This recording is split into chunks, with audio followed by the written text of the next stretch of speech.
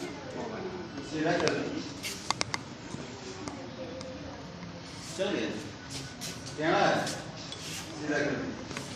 ये वो बाहर में हमको मैडम बाहर थी, उनको नहीं अभी नहीं। अरे पहुंचाओ भाई, ये वो भी हमारे परिवार की है।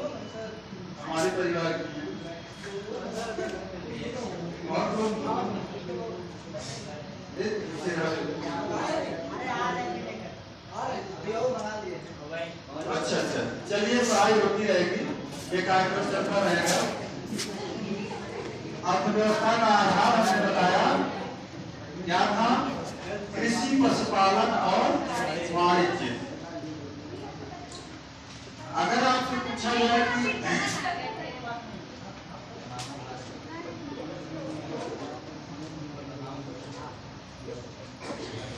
मुख्य रूप से जो कर लिया जाता था वह भूमिकर, आर्थिक व्यवस्था का मुख्य आधार भूमिकर रहा, और भूमिकर के रूप में कितना लिया जाता था, 1/6 भाग, 1/6 भाग।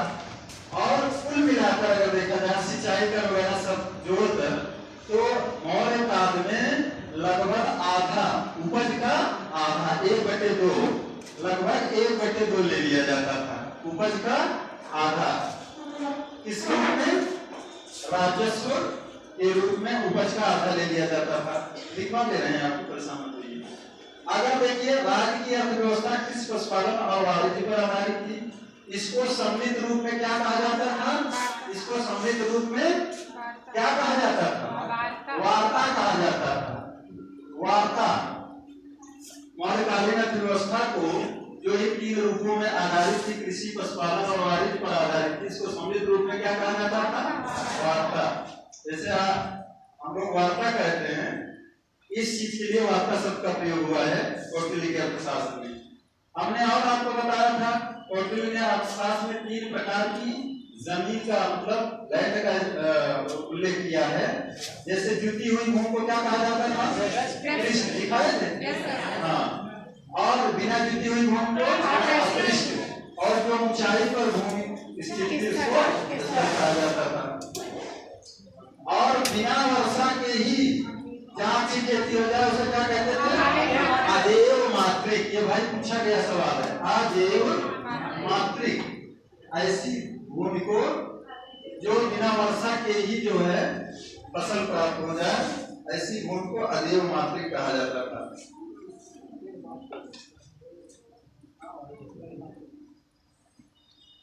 आइए देखते हैं, राजकीय भूमि की व्यवस्था करने वाले प्रधान अधिकारी को क्या कहा जाता था, सीताध्यक्ष। और इस भूमि पर कार्य कौन करते थे, राज कार्य करते थे। कर्मचारी और कैदियों द्वारा जुताई बुआई का कार्य किया जाता है। आज भी कैदियों से ये कार्य लिया जाता है, जो बड़ी जेलें हैं उसमें इनसे फल सब्जी वगैरह सब उगाया जाता है। और देखिए भूमि पर राजा का स्वामित्व होता था। अभी काफी लोग पूछते हैं उपज का हिस्सा, यानी यह कौन सा भोग होता था, उपज का हिस्सा, उपज का हिस्सा होता था, भोग के नाम से जाना जाता था। भोग शब्द का इस्तेमाल हुआ है। भोग कृषकों द्वारा उत्पादित सामग्री से प्राप्त कर, यानी उपज का हिस्सा होता था। प्रवेश, प्रवेश क्या है, आयात कर, ये 20% लिया जाता है। प्रवेश से क्या था, आयात कर, यह 20% लिया जाता है। आयात कर, प्रवेश यानी आयात कर 20% दिया जाता था। निष्काम में देखिए, निष्काम शब्द आता है निर्यात कर से, निर्यात कर, निष्काम में निर्यात कर, निष्काम इधर लिखिए, निष्काम। सर थोड़ी सी, चलिए अरे सर लीजिए सर, सब सवाल हो गए। बलि एक प्रकार का भू राजस्व होता था। बलि, बलि, बलि क्या होता था, एक प्रकार का भू राजस्व होता था। बलि एक प्रकार का भू राजस्व। और हमने बढ़ाया था वही उस समय क्या होता था, गिफ्ट उपहार दिया जाता था। कल वली का, हाँ वेरी गुड, नहीं दिख रहा, वली एक प्रकार का भू राजस्व भी थी। अच्छा इधर इधर भी दे रहे हैं इधर।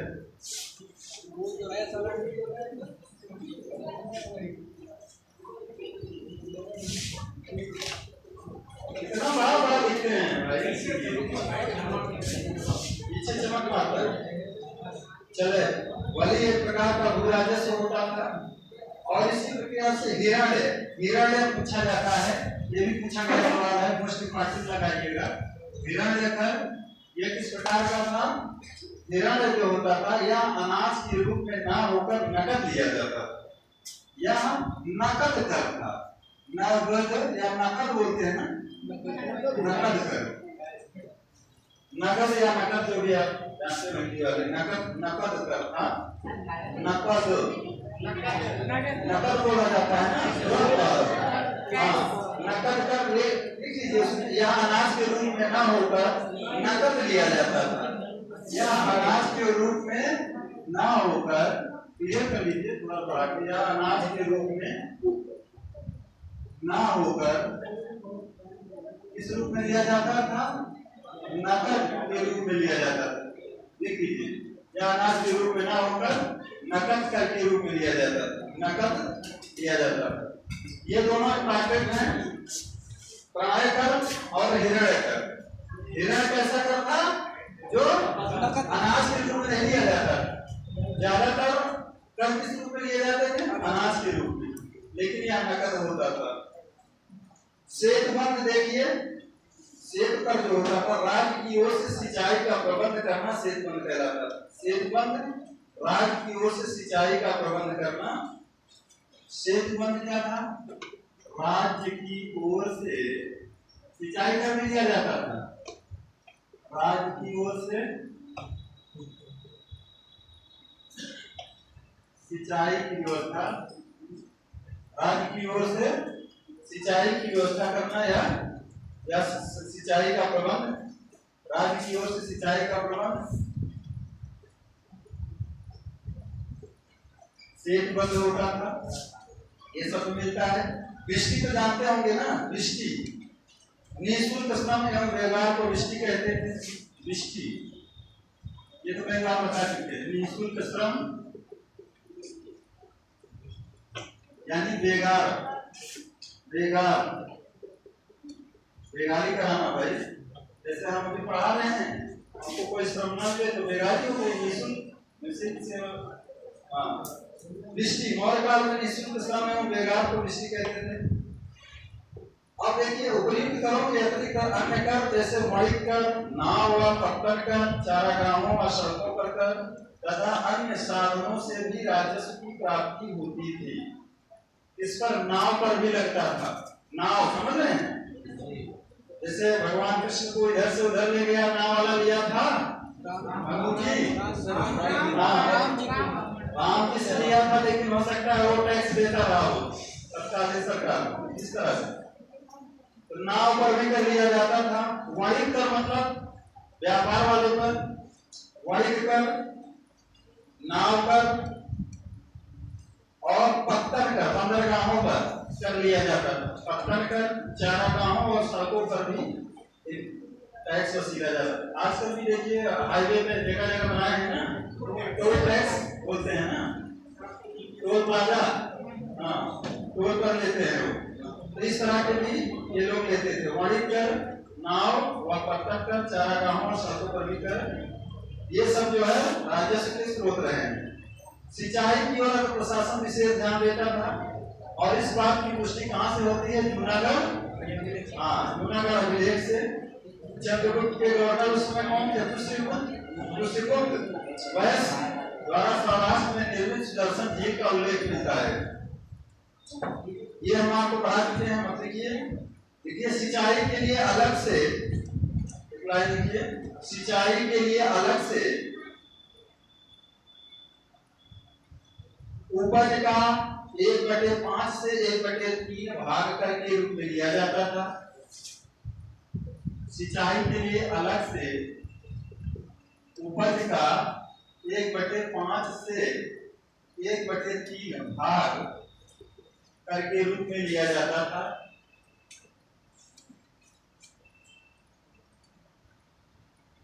भूमि कर एवं सिंचाई कर को मिलाकर किसान को उपज का कितना देना पड़ता था? आधा। लिख लीजिए, भूमि कर एवं सिंचाई कर को मिलाकर किसान को उपज का लगभग आधा भाग 1/2 भाग देना पड़ता था।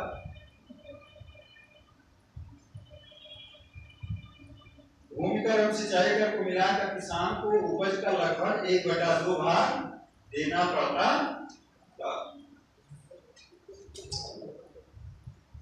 तो कुल मिलाकर कृषि कर ही की मात्रा भूमि की उर्वरा शक्ति पर भी निर्भर करती है। प्रोडक्टिव है, कैसी जमीन है, उसमें कितनी नहीं पता लगा, किसान से सब ले लिया गया और खाने को उसके लिए दिक्कतें होंगी। तो कृषि कार्य की मात्रा भूमि की उर्वरा शक्ति पर भी निर्भर होती है। कुछ शब्द देखिए चाणक्य के अनुसार, कुछ शब्द ऐसे हैं जैसे क्षेत्रक एक शब्द मिलता है। चाणक्य के अनुसार क्षेत्रक भूस्वामी को कहा जाता है। चाणक्य के अनुसार क्षेत्रक शब्द जो है इसके लिए इस्तेमाल किया गया है, भूस्वामी को कहा जाता था। भूस्वामी को कहा जाता था। क्षेत्रक शब्द जो मिलता है भूस्वामी के लिए, चाणक्य के अनुसार क्षेत्रक किसको कहा जाता था? भूस्वामी को कहा जाता था। और उपवास काश्तकार को कहा जाता था। उपवास काश्तकार को उपवास कहा जाता था। हाँ, सब चाणक्य के अनुसार उपवास यानी काश्तकार को उपवास सबसे काश्तकार को खेती कार्य करते थे भाई, कृषि कार्य। ये भूस्वामी बहुत से ऐसे कुछ होते थे जो भूस्वामी तो आप हैं लेकिन किसानी कोई और करता है ना। हाँ, क्षेत्र भूस्वामी के लिए इस्तेमाल हुआ है। एक शब्द और इसका मिलेगा कि उपवास काश्तकार के लिए मिला है। स्वाम्य से भूमि पर व्यक्ति का अधिकार सिद्ध हो जाए। स्वाम्य शब्द मिलता है, स्वाम्य शब्द का मतलब हुआ कि इस भूमि पर व्यक्ति का अधिकार सिद्ध होता है और उसे इसके क्रय विक्रय का अधिकार मिल जाता है। स्वाम्य का मतलब हुआ कि ऐसा भूस्वामी जो पूरी तरह से उसका मालिक है और उस भूमि का क्रय विक्रय भी कर सकता है। स्वाम्य शब्द मिलता है। देखना चाहते हैं, लिख लीजिए। स्वाम्य से भूमि पर व्यक्ति का अधिकार सिद्ध हो जाता है और उसे उसके क्रय विक्रय का अधिकार भी मिल जाता था। क्रय विक्रय भी कर सकता था। स्टार बनाकर लिखिए। नियार्कस ने कुछ जातियों द्वारा सामूहिक खेती किए जाने का उल्लेख किया है।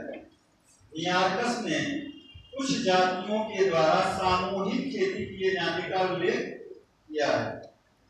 नियार्कस ने कुछ जातियों द्वारा सामूहिक खेती किए जाने का भी उल्लेख किया है।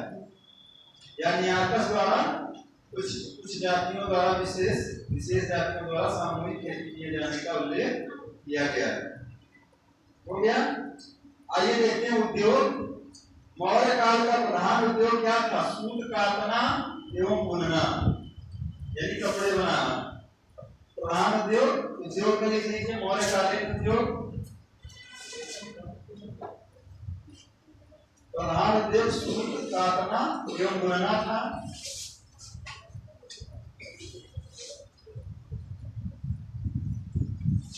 प्रधान उद्योग सूत काटना एवं बुनाई करना था। चलो इधर लिख रहे हैं, लिखेंगे।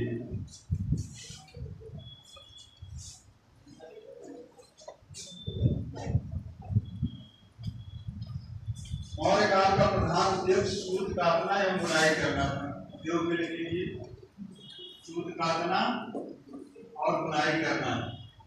सूत काटना और बुनाई करना।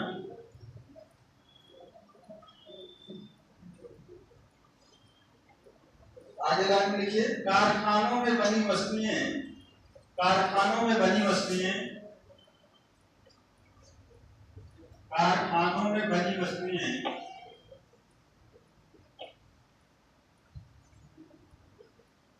कारखाने में बनी वस्तुएं पाण्याध्यक्ष के नियंत्रण में बाजारों में बेची जाती थी। इसके नियंत्रण में, पाण्याध्यक्ष के नियंत्रण में बाजारों में बेची जाती थी। पूछा जाएगा ना पाण्याध्यक्ष का क्या कार्य होता है मौर्य काल में।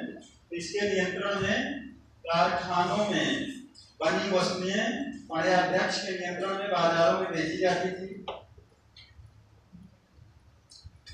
अगली लाइन देखिए, व्यापारी श्रेणियों में संगठित होते थे। व्यापारी श्रेणियों में संगठित होते थे। इनका मुखिया श्रेष्ठित कहलाता था। इनका मुखिया श्रेष्ठित कहलाता था। इनका मुखिया श्रेष्ठित कहलाता था। व्यापारी श्रेणियों में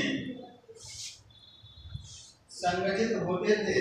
इनका मुखिया श्रेष्ठित कहलाता था। इसका मुखिया श्रेष्ठित कहलाता था। पीछे आवाज आ रही है भैया? हाँ, इनका मुखिया श्रेष्ठित कहलाता था। लक्षणाध्यक्ष मुद्रा जारी करता था। लक्षणाध्यक्ष मुद्रा जारी करता था। लक्षणाध्यक्ष क्या जारी करता था? मुद्रा जारी करता था। लक्षणाध्यक्ष मुद्रा जारी करता था।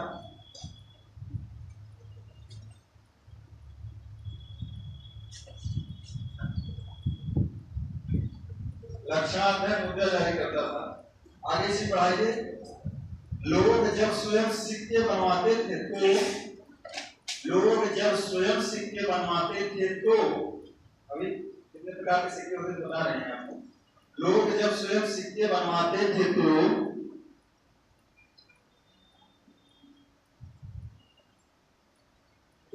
उन्हें राज्य को ब्याज, रूपिका और परीक्षण के रूप में देना पड़ता था। जो ब्याज देते थे उसको रूपिका या और परीक्षण के रूप में देना पड़ता था। लोग जब स्वयं सिक्के बनवाते थे तो उसे राज्य को ब्याज, रूपिका और परीक्षण के रूप में देना पड़ता था। रूपिका और परीक्षण के रूप में देना पड़ता था। रूपिका और परीक्षण के रूप में देना पड़ता था। रूपिका और परीक्षण के रूप में देना पड़ता।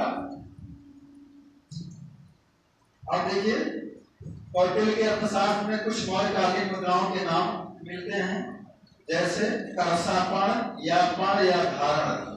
करसापण मुद्राओं के नाम लिख लीजिए। मुद्राएं करसापण, करसापण, इसी को और क्या नाम दिया जाता था? पण या धरण, या पण या धरण।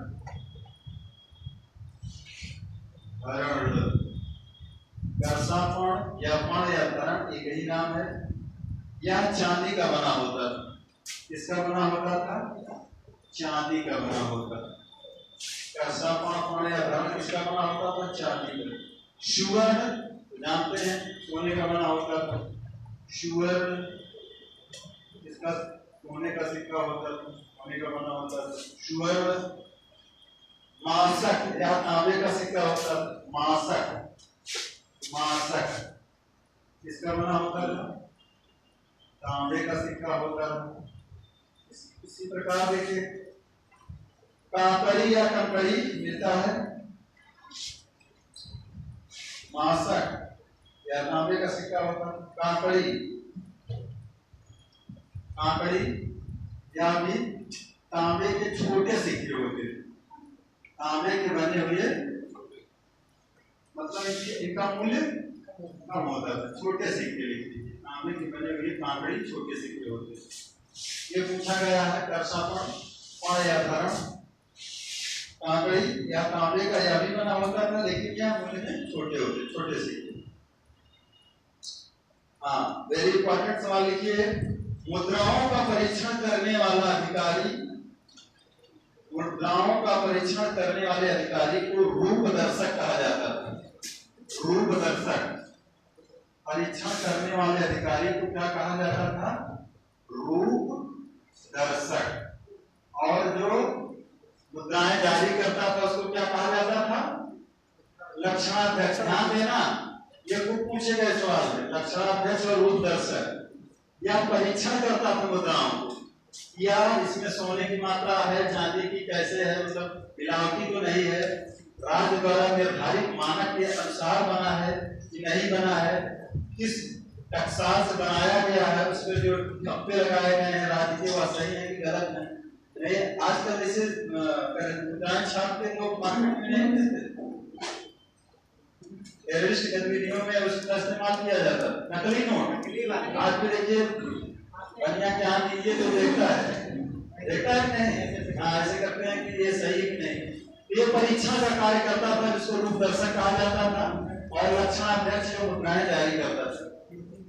आरबीआई को क्या होता है इसको समझिए। तो ये मूलकालीन मुद्राओं का परीक्षण करने वाले अधिकारी को रूप दर्शक कहा जाता था। हो गया। अब देखिए और कहां तक आते आते हम देखते हैं कि व्यापार व्यवसाय में नियमित सिक्कों का प्रचलन भी हो जाता है जो सोने चांदी और तांबे के मिलते हैं। ये हमने आपको बता दिया। एक लाइन बढ़ाई आगे इसमें, राज्य के शीर्षस्थ अधिकारियों को यानी कि ऊंचे पद पर आसीन अधिकारियों को 48,000 पर शीर्षस्थ अधिकारियों को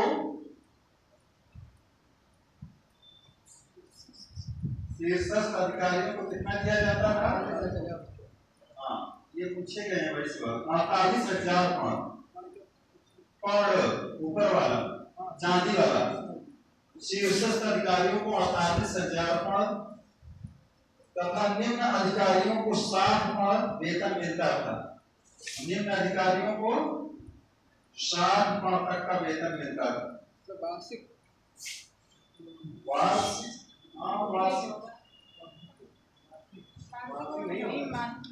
मासिक होना चाहिए। राज्य के शीर्ष मासिक होगा 48,000 पर, बहुत होता था। चलो देखते हैं। फिलहाल वेतन मासिक होता है, 30 दिन के बाद वेतन निर्गत होता है ना। में जाके शीर्षस्थ अधिकारियों को 48,000 और निम्न अधिकारियों को 60 का वेतन दिया जाता है। देखिए 3/4 तोले के बराबर चांदी का सिक्का होता था। पांच जो होता था ये 3/4 तोले के बराबर चांदी का सिक्का होता था। 3/4 तोले के बराबर चांदी का सिक्का होता था। चांदी का सिक्का होता था। 3/4 तोले के बराबर चांदी का सिक्का होता था। देखिए मयूर को कहा जाता है कि मौर्य वंश का क्या था? राजकीय चिन्ह में रहा होगा ना। ज्यादातर इनके अभिलेखों में मिलता भी है। लोहरिया नंगलगढ़ वगैरह में मयूर का चिन्ह मिलता है। शेर, बाघ, चीता जो भी बनाए गए थे, हाथी, अश्व, इनके अलावा मयूर भी बनाए गए थे। और मौर्य इनके पीछे लगा भी है। वंश में देखा जाए तो लिख लीजिए मयूर पर्वत अर्धचंद्र की छाप वाली, मयूर पर्वत और अर्धचंद्र की छाप वाली आहत रजत मुद्राएं मौर्य साम्राज्य की मान्य मुद्राएं थी। मयूर पर्वत और अर्धचंद्र की छाप वाली, मयूर पर्वत और अर्धचंद्र की छाप वाली, अर्धचंद्र भैया, अर्धचंद्र की छाप वाली आहत रजत मुद्राएं। ऐसी मुद्राएं आहत जो को ठप्पा लगाकर उस पर छाप दिया जाता था। आहत रजत मुद्राएं मौर्य साम्राज्य की मान्य मुद्राएं थी। मौर्य साम्राज्य की मान्य मुद्राएं थी। मौर्य साम्राज्य की मान्य मुद्राएं थी।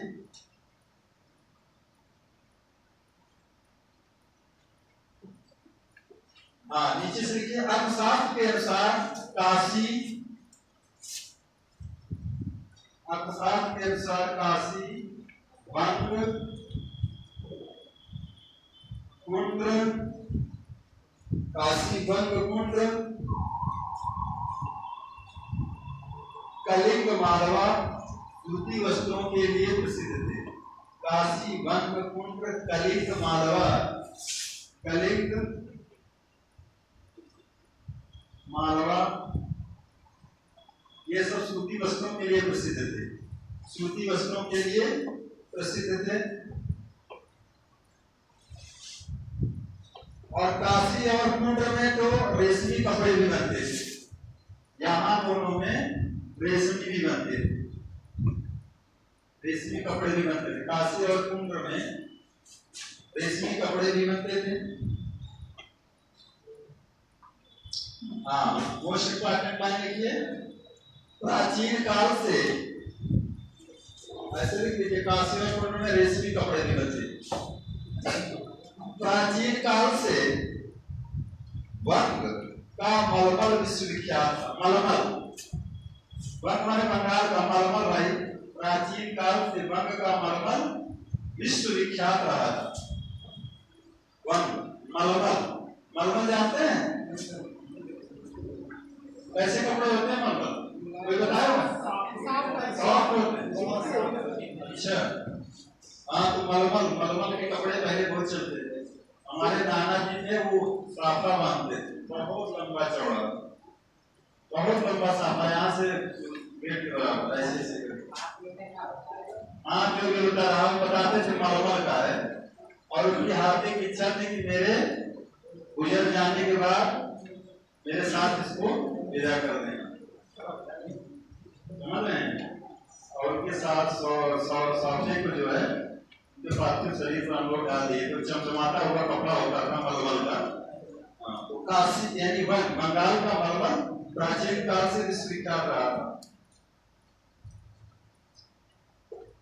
कौटिल्य ने चीनी पट्ट का भी उल्लेख किया है, जिससे पता चलता है कि रेशम चीन से आता था। देख लीजिए, कौटिल्य ने चीनी पट्ट का भी उल्लेख किया है, चीनी पट्ट का भी उल्लेख किया है, जिससे पता चलता है कि रेशम चीन से आता था। रेशम चीन से आता था।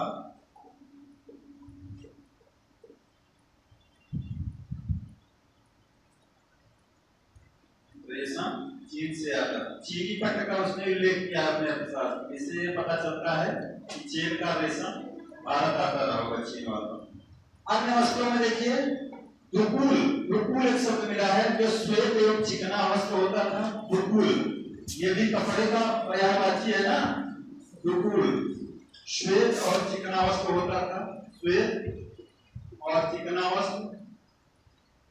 दुकुल शब्द से इसको जो है उल्लेखित किया गया है। दुकुल श्वेत एवं चिकना वस्त्र। छौम एक प्रकार का रेशमी वस्त्र होता था। छौम एक प्रकार का रेशमी वस्त्र, रेशमी वस्त्र, इसको छौम बोला जाता था। छौम एक प्रकार का रेशमी वस्त्र। थोड़ा फास्ट करिए भाई, आज स्कूल हो जाए। और देखिए, कुंभकारी और बढ़ईगिरी भी यहाँ देखने को मिलती है। प्रमुख उद्योग में कुंभकारी यानी जो मिट्टी का बर्तन बनाते हैं लोग आज भी, और बढ़ईगिरी, बढ़ईगिरी समझ रहे हैं? विश्वकर्मा और शर्मा कारपेंटर, और उसको क्या कहते हैं? आयरन वाला जो कारपेंटर, हाँ, इंग्लिश में जो भी कहते हैं iron man, gold Smith, black Smith. Very good, क्या बात है, हमें भी याद आ गया। ब्लैक स्मिथ माने, हाँ, स्मिथ माने यानी लोहार या लोहार जो भी कार्य, जो लोहे का कार्य करते हैं, कपड़ा की चाहिए। गोल्ड स्मिथ तो सोनार हो गया, जो सोने का कार्य करता है गोल्ड स्मिथ। इंग्लिश भी बड़ी बढ़िया जो है। हाँ, एक कुंभकार और बढ़ईगिरी भी चलती थी। उद्योग धंधों की संस्थाओं को श्रेणी कहा जाता था। देखिए, उद्योग धंधों की संस्थाओं को श्रेणी कहा जाता था। देखिए फटाफट, उद्योग धंधों की संस्थाओं को श्रेणी कहा जाता था। श्रेणी, इसको इंग्लिश में कहते थे गिल्ड। श्रेणी कहा जाता था, गिल्ड्स, यानी कई श्रेणियां हुआ करती थी। गिल्ड्स क्वेश्चन में लीजिए, कभी पूछ लिया गिल्ड्स फिर फंस जाएगा मामला। गिल्ड्स उद्योग धंधों की संस्थाओं को श्रेणी और इसके प्रमुख को श्रेष्ठी बता चुके हैं। हाँ, एक बार चुके हैं। कहा जाता था, आगे लिखिए, बहुत अच्छी बात, जातक ग्रंथों में 18 प्रकार की श्रेणियों का उल्लेख मिलता है। जातक ग्रंथों में, अरे बहुत बच्चे भाई जातक ग्रंथ होते थे। जातक ग्रंथों में 18 प्रकार की श्रेणियों का उल्लेख मिलता है। 18 प्रकार की श्रेणियों का उल्लेख मिलता है। जातक ग्रंथों में 18 प्रकार की श्रेणियों का उल्लेख मिलता है। श्रेणी न्यायालय का प्रधान महाश्रेष्ठी कहा जाता था। श्रेणी न्यायालय का प्रधान महाश्रेष्ठी कहा जाता था। महाश्रेष्ठी कहा जाता था। श्रेणी न्यायालय के प्रधान को महाश्रेष्ठी कहा जाता था, जो व्यापारियों से संबंधित विवाद का निपटारा करता था। महाश्रेष्ठी। और व्यापार देख लीजिए, व्यापार का जल स्तर दोनों मार्ग से होता था। आंतरिक एवं वैदेशिक दोनों व्यापार होता था। आंतरिक समझ रहे हैं ना, अपने ही देश में अंदर, और वैदेशिक मतलब दूसरे देश के साथ व्यापार होता था। जल स्थल दोनों के साथ चलता था, दोनों मार्ग से होता था। मेगास्थनीज ने एग्रोनोमोई नामक मार्ग निर्माण अधिकारी का उल्लेख भी किया है। दिखाया है ना आपको पहले ही। एग्रोनोमोई, मेगास्थनीज ने एग्रोनोमोई नामक मार्ग निर्माण अधिकारी को उल्लेख किया है, जो पीडब्ल्यूडी वाला कार्य देखता था। और देखिए, जो मार्गों की देखभाल के साथ 10 स्टेडिया दूरी नापने की इकाई थी, की दूरी पर एक स्तंभ स्थापित करता था। जैसे किलोमीटर रहता है ना हम लोगों का, तो 10 स्टेडिया का एक दूरी नापने का मानक होता था, उस पर एक स्तंभ गाड़ देते थे, तो पिलर कोई 10 स्टेडिया दूरी नापने की इकाई की दूरी नापने पर एक स्तंभ स्थापित कर दिया जाता था। इस समय भारत का, देखिए, इस समय भारत का वाणिज्य व्यापार रोम, देखिए मौर्यकालीन भारत का वाणिज्य व्यापार, बाहरी व्यापार जो होता था, रोम, सीरिया, फारस, मिस्र, रोम, सीरिया, फारस, मिस्र तथा अन्य पश्चिमी देशों के साथ होता था। तथा अन्य पश्चिमी देशों के साथ होता था। तथा अन्य, अभी व्यापारिक मार्ग भी बताएंगे। तथा अन्य पश्चिमी देशों के साथ होता था। रोम, सीरिया, फारस, मिस्र तथा अन्य पश्चिमी देशों के साथ होता था। हो गया? रोम, सीरिया, फारस, मिस्र तथा अन्य पश्चिमी देशों के साथ होता था। यह व्यापार पश्चिमी भारत में प्रेगुपक्ष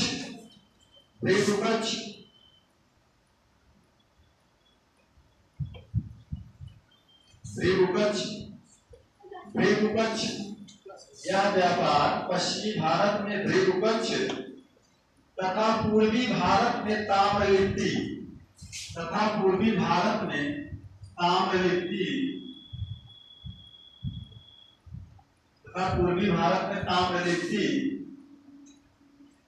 के बंदरगाहों द्वारा किया जाता था। ये बंदरगाह के नाम है भृगुपक्ष और ताम्रलिप्ति। ये गुजरात में था, ये वेस्ट बंगाल। ताम्रलिप्ति, भृगुपक्ष और ताम्रलिप्ति बंदरगाहों के द्वारा किया जाता था। पूर्वी भारत में ताम्रलिप्ति और पश्चिमी भारत में भृगुपक्ष बंदरगाहों द्वारा किया जाता था।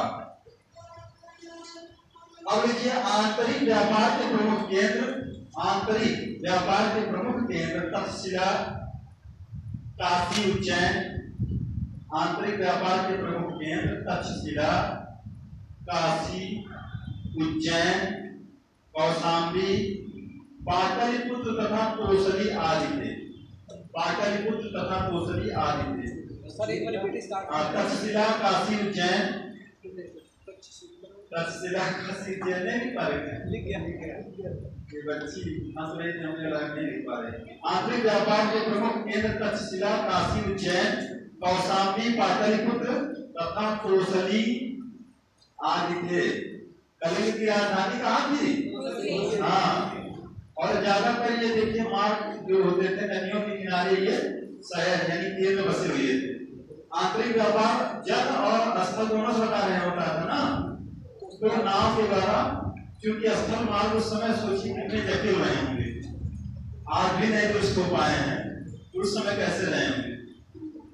तो नदियों द्वारा देखिए अशोक के स्तंभों को चुनाव यानी मिर्जापुर से नदी के द्वारा कहाँ लाया गया? नदियों के द्वारा, फिर बैलगाड़ियों हाथियों के द्वारा खींच करके जो है पत्थरों को, जैसे दक्षिण भारत में इतनी विशाल मंदिर बनी है, उनके शिलाखंडों को ऐसे हाथियों द्वारा या जल द्वारा खींच कर वहां तक पहुंचाया जाता था गंतव्य स्थल। हाँ, व्यापारिक जहाजों का निर्माण इस काल का प्रमुख उद्योग था। व्यापारिक जहाजों का निर्माण भी होता था ना, व्यापारिक जहाजों का निर्माण इस काल का प्रमुख उद्योग था। कुछ व्यापारिक मार्ग भी हैं, इनके बारे में पूछे गए सवाल हैं, इसलिए इनको नोट कर लीजिए।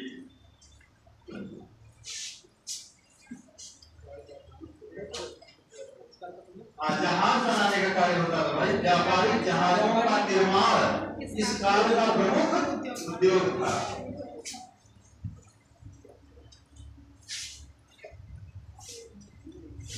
व्यापारिक जहाजें बनती थी क्योंकि जल मार्ग का कार्य ज्यादा सुचारू ढंग से चलता था। व्यापारिक मार्ग में लिखिए प्रथम मार्ग, कुछ व्यापारिक मार्ग हैं पूछे जाते थे, व्यापारिक मार्ग पूछे गए हैं, इसमें प्रथम लिख लीजिए। प्रथम मार्ग कहां से कहां तक था? उत्तरापथ से, प्रथम मार्ग में लिखिए उत्तरापथ, ऐसे आगे लिखिए उत्तरापथ उत्तर पश्चिम पुष्करावती तक, उत्तरापथ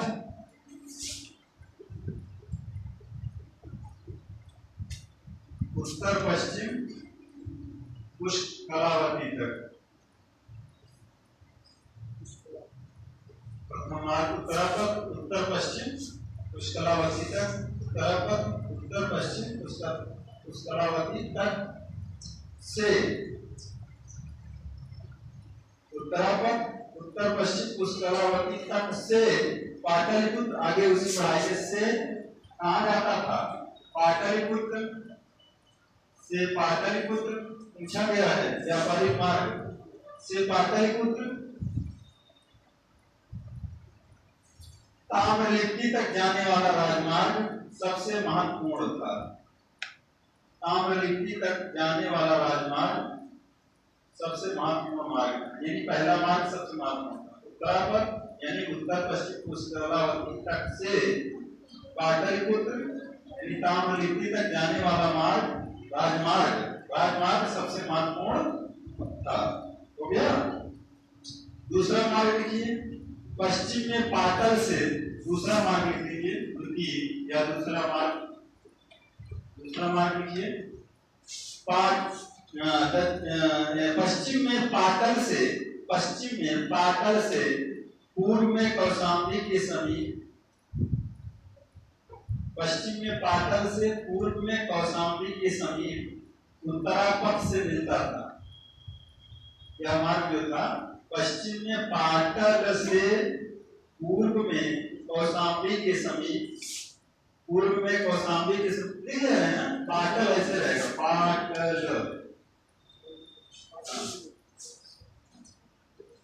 पश्चिम में पाटल से पूर्व में कौशाम्बी के समीप उत्तरापथ मार्ग से मिलता था। तीसरा मार्ग लिखिए, तीसरा मार्ग दक्षिण में प्रतिष्ठान से उत्तर में श्रावस्ती तक जाने वाला मार्ग, दक्षिण में प्रतिष्ठान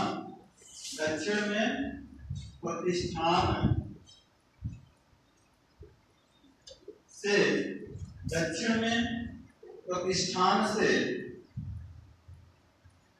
उत्तर में श्रावस्ती तक जाने वाला मार्ग, उत्तर में श्रावस्ती तक जाने वाला मार्ग, श्रावस्ती तक जाने वाला मार्ग। तीसरा था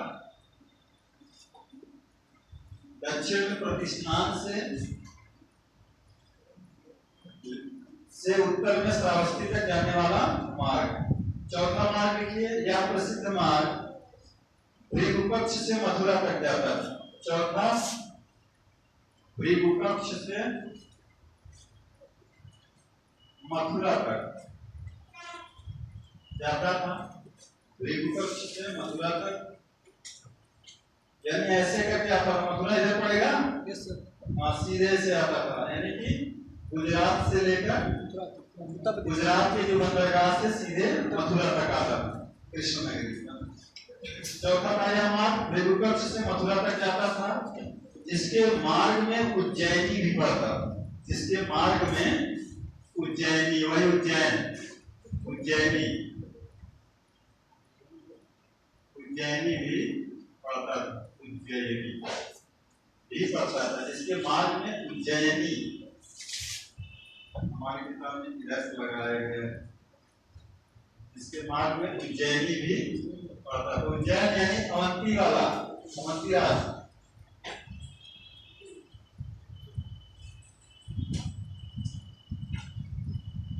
अब देखिए इसमें जो है कौटिल्य में जो दक्षिण मार्ग है श्रावस्ती से प्रतिष्ठान वाला, यानी गोदावरी के तट पर जो जाता था, गोदावरी के तट पर था प्रतिष्ठान नगर। कौटिल्य ने दक्षिणी मार्ग यानी श्रावस्ती से प्रतिष्ठान यानी गोदावरी तक को अधिक लाभदायक बताया है। श्रावस्ती से लेकर जो प्रतिष्ठान तक यानी गोदावरी तक जो मार्ग गया था, उसको कौटिल्य ने कहा यह बहुत लाभदायक मार्ग था, क्योंकि दक्षिण से बहुमूल्य व्यापार की वस्तुएं इधर आती थी उत्तर की तरफ, जैसे मुक्ता, मणि, हीरे, सोना, शंख इत्यादि इन्हीं मार्गों से आते थे। और यह आपका कौन सा मार्ग रहा होगा? तीसरा वाला, ये वाला मार्ग लिख लीजिए, इसे टिक करके। कौटिल्य कर रहे हैं सर्वाधिक लाभदायक था। पूछा जा सकता है कि इन चार मार्गों में कौटिल्य किसकी चर्चा करता है कि जो सर्वाधिक लाभदायक था? तीसरा वाला मार्ग, जो श्रावस्ती से प्रतिष्ठान यानी गोदावरी को अधिक लाभदायक बताया गया है, क्योंकि दक्षिण से बहुमूल्य व्यापार की वस्तुएं आती थी, जैसे मुक्ता, मणि, हीरा, सोना, शंख इत्यादि। और यह आपका तीसरा मार्ग है। अब देखिए मौर्य काल में पूर्वी तट पर कौन सा बंदरगाह आपने बताया? ताम्रलिप्ति ज्यादातर प्रसिद्ध था। और पश्चिम में कौन सा बताया? भृगुपक्ष तथा सोपारा। भृगुपक्ष पश्चिम पर, भृगुपक्ष तथा सोपारा अत्यंत महत्वपूर्ण थे। पश्चिम में जो था एक भृगुपक्ष और सोपारा मिलता है। सोपारा भी भृगुपक्ष के साथ साथ एक अन्य बंदरगाह भी था, सोपारा। सोपारा संभवतः महाराष्ट्र में रहा होगा और ये आपका गुजरात में। ये सब पश्चिम तट के बंदरगाह हैं, पश्चिम तट के बंदरगाह। और पूर्वी तट का सबसे प्रसिद्ध ताम्रलिप्ति बताया है, ताम्रलिप्ति। ये आपका पूर्वी तट का प्रसिद्ध बंदरगाह था। चलिए आगे चलते हैं। और आपसे चर्चा की गई कि विदेशों से भी व्यापार हुआ करते थे। स्थलीय मार्गी व्यापारियों की अपेक्षा नदी मार्गों से व्यापार अधिक होता था। कभी पूछा जाएगा तो आप नदी मार्ग को वरीका दीजिएगा। स्थल मार्ग जटिल हुआ करते थे, नदी मार्ग ज्यादा सुरक्षित और आसान हुआ करते थे, इसलिए नदी मार्ग से व्यापार विदेशों को भी और आंतरिक ज्यादा हुआ करते थे। कौटिल्य ने स्थलीय व्यापार की अपेक्षा नदी मार्गों से व्यापार को अधिक सुरक्षित माना था। मिस्र से भारत आने वाली वस्तुओं का, देखिए मिस्र से भारत आने वाली वस्तुओं का विनिमय अरब सागर के तटवर्ती बंदरगाहों पर होता था। मिस्र से भारत आने वाली वस्तुओं का विनिमय, मिस्र से भारत आने वाली वस्तुओं का विनिमय अरब सागर के तटवर्ती बंदरगाहों पर होता था। अरब सागर के तटवर्ती बंदरगाहों पर होता था, यानी कि इसीलिए गुजरात वगैरह क्या थे, एशियन पीरियड से समृद्धशाली राज्यों में से हुआ करते थे, है कि नहीं? लिख लीजिए, मिस्र से भारत आने वाली वस्तुओं का विनिमय अरब सागर के तटवर्ती बंदरगाहों पर होता था, यानी पश्चिम तरफ। इधर बंगाल की खाड़ी है, इधर अरब सागर, नीचे हिंद महासागर। तो जो मिस्र से व्यापार हुआ करता था, यानी खाड़ी देशों से, यानी कि आज का ईरान, इराक जो है, उधर से जो आते थे जहाज, तो विनिमय यानी लेन देन का कहाँ होता था? इसी पश्चिमी तट पर, यानी घरेगुपच, सोपारा जो भी बंदरगाह होते थे, यही के लोकल व्यापारी जाकर खरीदते थे और फिर इन मार्गों के द्वारा आंतरिक व्यापार यानी कि अन्य जगहों को पहुंचाते थे। आज भी ऐसे होता है। भारत से मिस्र को, देखिए, भारत से मिस्र को हाथीदाम, कछुए, भारत से मिस्र को हाथीदाम, कछुए का इस्तेमाल होता रहा होगा, कछुए, सीपियां, मोती, रंग, सीपियां, सीपी नहीं जानते हो? सीपियां, हाँ, उसका गार्लैंड्स वगैरह बनाया जाता था। सीपियां, मोती, मोती जानते हो ना? हाँ, मोती, रंग, नील और बहुमूल्य लकड़ी निर्यात होती। नील और बहुमूल्य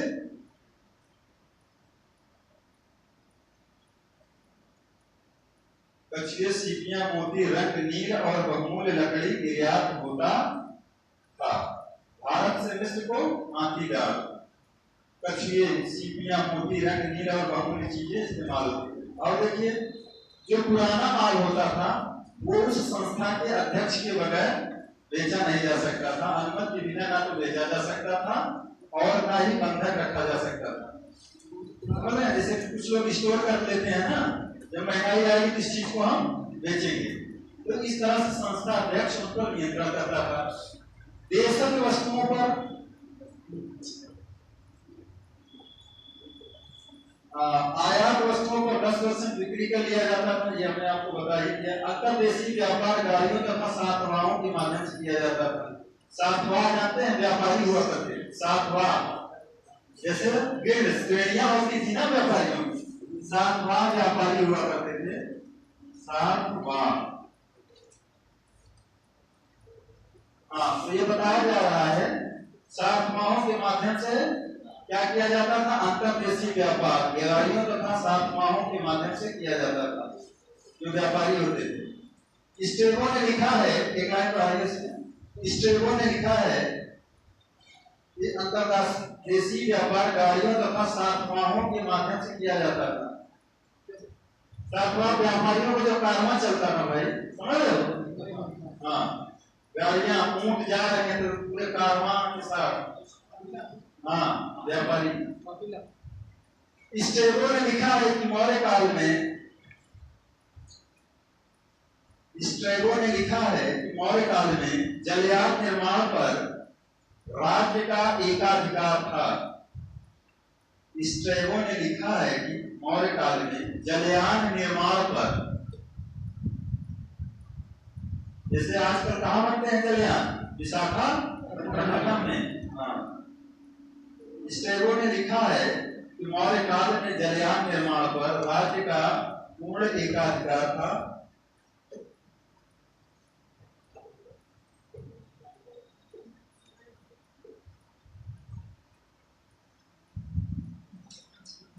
अब देखिए, ये चीज मिलती है कि भारत के साथ जो बैक्टीरियाई व्यापार होता था, बैक्टीरिया का, वो सुसाद बनाने के लिए वहां का जो शासक था एंटियोकस, एंटियोकस प्रथम, बताए थे ना? बैक्टीरिया का शासक कौन था? एंटियोकस प्रथम के टाइम पे, इसका उल्लेख किया गया है। सेल्यूकस के साथ अपने संयुक्त शासन के समय एटिक मानक के स्थान पर भारतीय मानक के सिक्के प्रसारित किया गया, क्योंकि वहां से व्यापार बहुत हुआ करता था, इसलिए उसने भारतीय मानक के सिक्के जारी किए, एंटियोकस प्रथम। छोड़ दीजिए। एरियन हमें क्या बताता है? भारतीय व्यापारी मुक्ता बेचने के लिए यूनान के बाजारों में जाते थे। एरियन हमें बताता है कि एरियन हमें बताता है कि भारतीय व्यापारी मुक्ता बेचने के लिए यूनान के बाजारों में जाते थे। मुक्ता, मणि मुक्ता जो भी होता होगा, मुक्ता बेचने के लिए यूनानी बाजारों में जाया करते थे। यूनानी बाजारों में जाते थे। अब ये पूछिए अपने मित्रों से, मणि मोड़े मुक्ता वही कहीं इस्तेमाल होता है? ऑर्नामेंट्स में लगाए जाते हैं कहीं? क्यों नहीं पता? कोई सरकार है, कोई बंधु जिसके यहाँ ऐसा काम होते हैं? मणि मुक्ता इसके मस्तिष्क से हाथी, ये हमारे हजम नहीं हो रहा। पीपी से निकलने वाला स्वेट होगा। हाँ, इसी टाइप का होता है। ये जो समुद्र के अंदर पाए जाते हैं, ये सारी चीजें समुद्री गर्भ में होते हैं।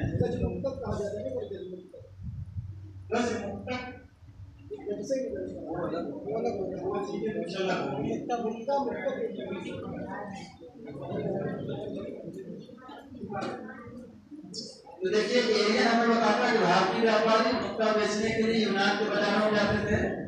इसीलिए देखिए, बैक्टीरिया व्यापार को सुसाध्य बनाने के लिए एंटियोकस प्रथम ने भारतीय मानक के सिक्के जारी किए थे। और मिस्र और भारत के बीच मौर्य काल में होने वाले व्यापार की और अधिक बढ़ाने के लिए टालमी ने लाल सागर पर बर्निस नामक बंदरगाह की स्थापना भी की। ये बहुत इंपॉर्टेंट सवाल है। टालमी ने जो है लाल सागर पर बर्निस नामक बंदरगाह की स्थापना की। लिख लीजिए, मिस्र और भारत के बीच मौर्य काल में व्यापार को और अधिक बढ़ाने के लिए टालमी ने, वही टालमी द्वितीय फिलाडेल्फस लिखा चुके हैं, बता चुके हैं। टालमी ने लाल सागर पर बर्निस नामक बंदरगाह की स्थापना की। बर्निस नामक बंदरगाह की स्थापना की। और पूर्ण सवाल है, जब बहुत बड़े एग्जामों में आपसे पूछे जाएंगे, बर्निस नामक बंदरगाह की स्थापना की। और देखिए क्या बताया थे, भारतीय मानक का सिक्का किसने जारी किया था? एंटियोकस प्रथम ने। जान लीजिएगा। सामाजिक स्थिति देख लीजिए। सामाजिक स्थिति की अगर हम बात करें तो यह भी हमें कौटिल्य के अर्थशास्त्र से ही पता चलता है।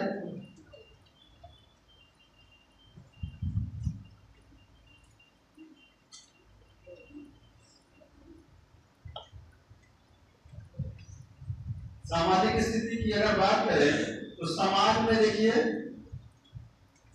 कौटिल्य ने वर्णाश्रम व्यवस्था को सामाजिक संगठन का आधार माना है। वर्णाश्रम व्यवस्था, वही वर्णाश्रम व्यवस्था समझ रहे हैं ना? जो वर्णाश्रम व्यवस्था आपको वहां देखने को मिली वैदिक काल में, कह रहे हैं कि वही सामाजिक संगठन का आधार होता था तथा चारों वर्णों के व्यवसाय निर्धारित किए गए थे, ब्राह्मण, क्षत्रिय, वैश्य और शूद्र। शूद्र को शिल्प कला एवं सेवा वृत्ति के अतिरिक्त कृषि, पशुपालन एवं वाणिज्य में आजीविका चलाने की अनुमति प्राप्त थी।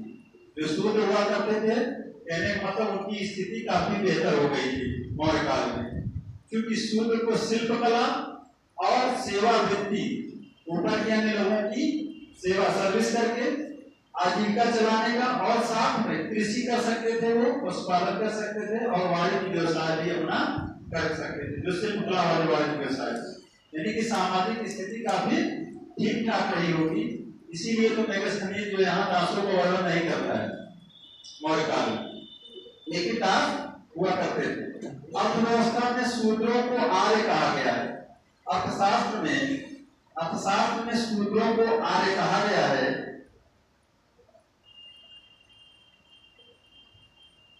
तथा उसे म्लेच्छों से भिन्न माना गया है। तथा उसे म्लेच्छों से भिन्न माना गया है। तथा उसे म्लेच्छों से भिन्न माना गया है। म्लेच्छों से भिन्न माना गया है। मेगास्थनीज ने भारतीय समाज को 7 जातियों में विभक्त किया है। मेगास्थनीज ने भारतीय समाज को 7 जातियों में विभक्त किया है। भारतीय समाज को 7 जातियों में विभक्त किया है।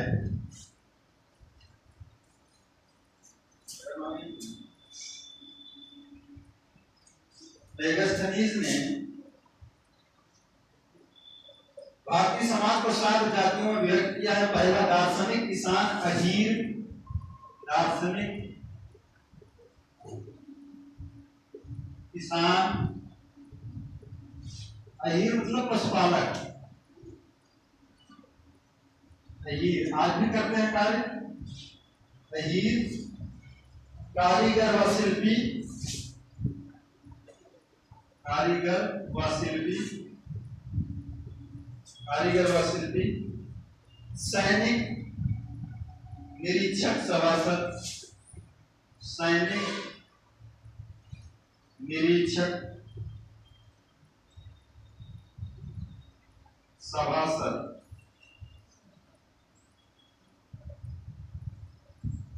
इसमें कहीं पर भी दासों का उल्लेख नहीं किया है। दार्शनिक, किसान, अहीर, कारीगर व शिल्पी, सैनिक, निरीक्षक और सभासद। तो आपसे अगर पूछा जाए कि अर्थशास्त्र में कृषि, पशुपालन और वाणिज्य को संयुक्त रूप से क्या कहा जाता था? वार्ता। वार्ता ना, वेरी गुड। और शूद्रों को आर्य कहा गया है जी, शूद्रों को आर्य भी कहा गया है। अब देखिए, कह रहे हैं अर्थशास्त्र में स्पष्टता कृषि, पशुपालन तथा वाणिज्य यानी वार्ता को शूद्रों का धर्म बताया गया है। मतलब ये सारे कार्य वह कर सकता था। शूद्र, किसान का भी उल्लेख मिलता है। उन्हें सेना में भर्ती होने तथा संपत्ति रखने का भी अधिकार संभवतः मिल चुका था। यानी कि शूद्रों की स्थिति काफी बेहतर हो गई थी मौर्य काल में। ठीक जी। अर्थशास्त्र में सभी चारों वर्णों के लोगों को सेना में भर्ती होने का उल्लेख मिलता है। यानी कि ब्राह्मण, क्षत्रिय, वैश्य और शूद्र भी सेना में जा सकते थे। मेगास्थनीज के अनुसार अपराध करने वाले ब्राह्मण को यातना नहीं दी जाती थी। ब्राह्मणों को छोड़कर कोई भी ना तो अंतरजातीय विवाह और न ही दूसरों का पेशा यानी व्यवसाय अपना सकता था। ब्राह्मण स्वतंत्र थे। यानी ब्राह्मणों की स्थिति यहाँ मौर्य काल में भी काफी बेहतर रही होगी। क्योंकि अशोक ने भी कई जगह ना ब्राह्मण सेवा की बात की है। बौद्ध धर्म ग्रहण करने के पूर्व भी वह जो है इसी धर्म को मानता भी था। तो ब्राह्मणों का भी स्तर काफी बेहतर था और उनको जो है बहुत सारी यातना नहीं दी जाती थी। यानी कि उनका समाज में स्थान अभी श्रेष्ठतम रहा होगा। और शूद्र जो है ये अंतरजातीय विवाह करने की भी छूट थी ब्राह्मण भाइयों को, और अन्य लोग ऐसा नहीं कर सकते थे। अंतरजातीय विवाह कर सकते थे। और देखिए, ब्राह्मणों को छोड़कर कोई भी न तो अंतरजातीय विवाह कर सकता था और न ही दूसरों का व्यवसाय पेशा अपना सकता था। ब्राह्मणों को इस मामले में छूट प्राप्त। स्त्रियों की स्थिति अगर देखा जाए तो स्मृत काल की अपेक्षा अधिक सुरक्षित थी। यहाँ स्त्रियों की भी स्थिति बहुत अच्छी थी। जैसे शूद्रों की यहाँ काफी बेहतर हो गई थी। उन्हें पुनर्विवाह व नियोग की अनुमति थी। पुनर्विवाह भी कर सकती थी वह, और नियोग प्रथा के द्वारा वह पुत्र प्राप्ति भी कर सकती थी। नियोग प्रथा समझ रहे हैं ना? हाँ, अगर किसी कारणवश उसका पति मतलब पुत्र नहीं दे पा रहा है तो अपने देवर के साथ पुत्र प्राप्ति के लिए अपना जो है संभोग कर सकती थी। तो ये नियोग प्रथा था। तो पुनर्विवाह और नियोग प्रथा दोनों की छूट थी। यानी कि वह स्थिति, स्त्रियों की स्थिति काफी मौर्य काल में बेहतर हो गई थी। और देखिए, कौटिल्य ने स्त्रियों के विवाह, विच्छेद यानी तलाक की भी अनुमति दी है। भाई कोई विवाद होता है तो तलाक हो सकता है राजीनुमा से। इसके तलाक के लिए उसने यानी कौटिल्य ने मोक्ष शब्द का उल्लेख किया है। देखिए कौटिल्य ने विवाह विच्छेद यानी तलाक के लिए मोक्ष शब्द का प्रयोग किया है। कौटिल्य ने तलाक के लिए मोक्ष शब्द का उल्लेख किया है। अरे साथ मिले बिना कौटिल्य तलाक मोक्ष हो गया, मोक्ष शब्द का उल्लेख किया है, प्रयोग किया है। कौटिल्य ने स्त्रियों के विवाह विच्छेद यानी तलाक की अनुमति दी है और इसके लिए उसने मोक्ष शब्द का प्रयोग किया है। तलाक की जगह उन्हें मोक्ष शब्द का प्रयोग किया है। समाज में देखिए वैश्यावृत्ति की प्रथा भी प्रचलित थी और तथा इसे राजकीय संरक्षण भी प्राप्त था।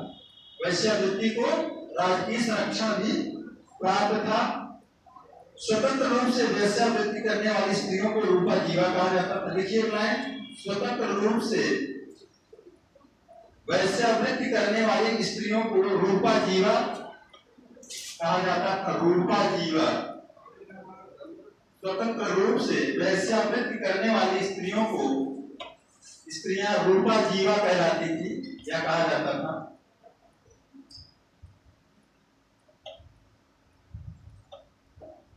यानी कि वैश्यावृत्ति की प्रथा प्रचलित थी और इसको राजकीय संरक्षण बाकायदे लाइसेंस प्राप्त था।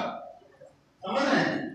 हो सकता है इस तरह से क्या गया हो कि भाई अगर ये व्यवस्था नहीं दी जाएगी तो समाज में अपराध की संख्या बढ़ जाएगी। जैसे अभी नशा पूरी तरह से बंद कर दिया जाए, हो सकता है अपराध की संख्या बढ़ जाए। इसलिए धीरे धीरे सरकार कंट्रोल करती है, लोगों को जागृत करती है।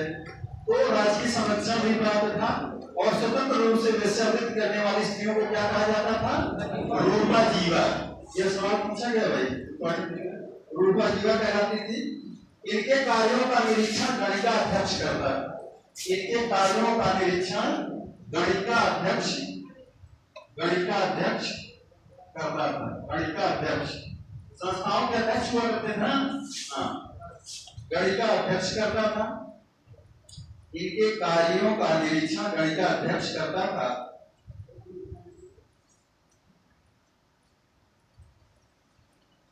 हाँ, सम्राट घर की स्त्रियां प्रायः घर के अंदर ही रहती थी। कौटिल्य ने ऐसी स्त्रियों को अनिष्कासिनी कहा है। लिख लीजिए, सम्राट घर की स्त्रियां प्रायः घर के अंदर ही रहती थी। कौटिल्य ने ऐसी स्त्रियों को अनिष्कासिनी कहा है। अनिष्कासिनी कहा है, अनिष्कासिनी कहा है, यानी जो निकलती नहीं थी, अनिष्कासिनी कहा है। अनिष्कासिनी कहा है। अरे ये तो हमारा पढ़ा नहीं रह गया।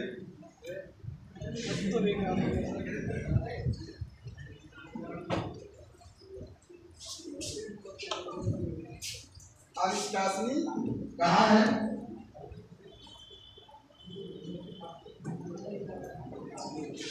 देखिए सती प्रथा का भाई कोई प्रमाण नहीं मिलता है। अर्थशास्त्र में सती प्रथा का कोई प्रमाण नहीं मिलता है, किंतु यूनानी लेखकों ने, लिख लीजिए, अर्थशास्त्र में सती प्रथा का कोई प्रमाण नहीं मिलता है, किंतु यूनानी लेखकों ने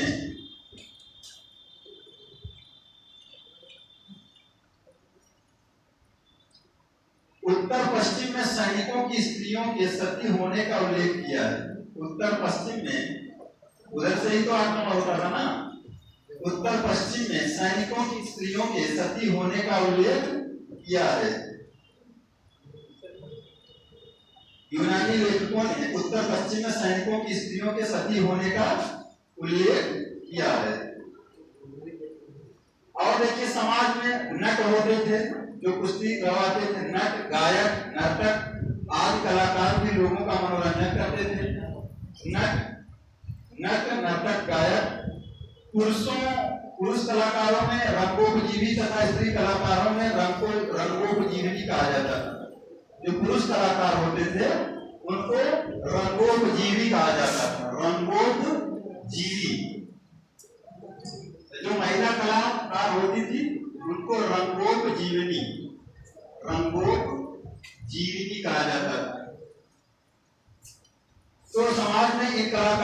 ही बेहतर स्थान पूरा करता था, रंगोपजीवनी कहा जाता था, मतलब जो स्त्री कलाकार होती थी।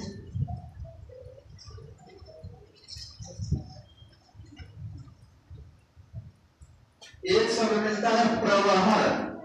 प्रवहण एक प्रकार के सामूहिक समारोह थे जिनमें भोज्य और पेय पदार्थों का प्रफुल्लता से उपयोग किया जाता था।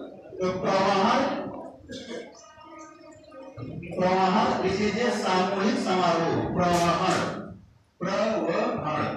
और काल में सामूहिक समारोह होते थे जिसमें भोजन और पेय पदार्थों का इस्तेमाल प्रयोग किया जाता था। सबसे इंपॉर्टेंट सवाल दास प्रथा पर आता है। प्रवहण सामूहिक समारोह हुआ करते थे, जैसे आज आपके यहाँ पार्टी हो रही, दोनों चल रहा था ना, खाना पीना दोनों, खाना और पीना दोनों।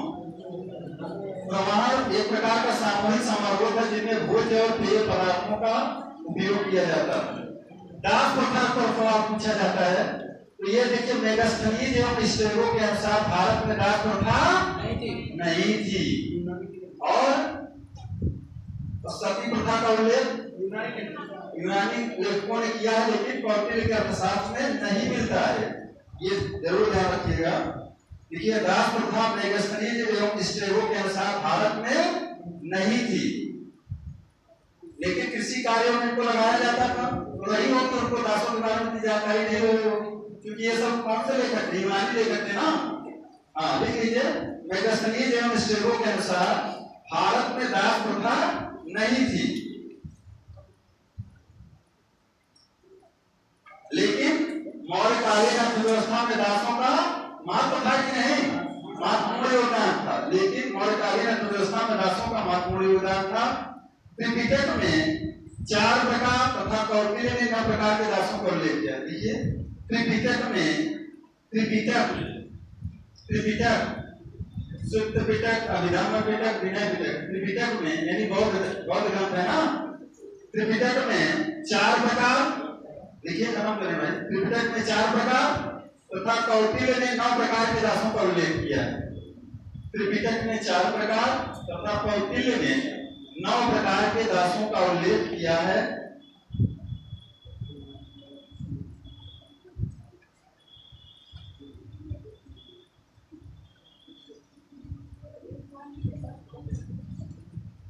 और देखिए, कौटिल्य के अर्थशास्त्र के अनुसार मौर्यकाल की एक महत्वपूर्ण सामाजिक घटना थी दासों को कृषि कार्यों में लगाया जाना, यानी कि दासों की स्थिति काफी अच्छी रही होगी, शूद्रों की स्थिति काफी अच्छी रही थी, महिलाओं की स्थिति काफी अच्छी रही थी मौर्यकाल में। और देखिए, कृषि कार्यों में बड़े पैमाने पर लगाया जाता था। समाज में दासों की स्थिति संतोषजनक थी, उन्हें संपत्ति रखने और बेचने का अधिकार भी प्राप्त था। धर्म के बारे में हमने आपको बता चुके हैं, और धर्म के बारे में थोड़ा बहुत बता देंगे कल की डेट में। बाकी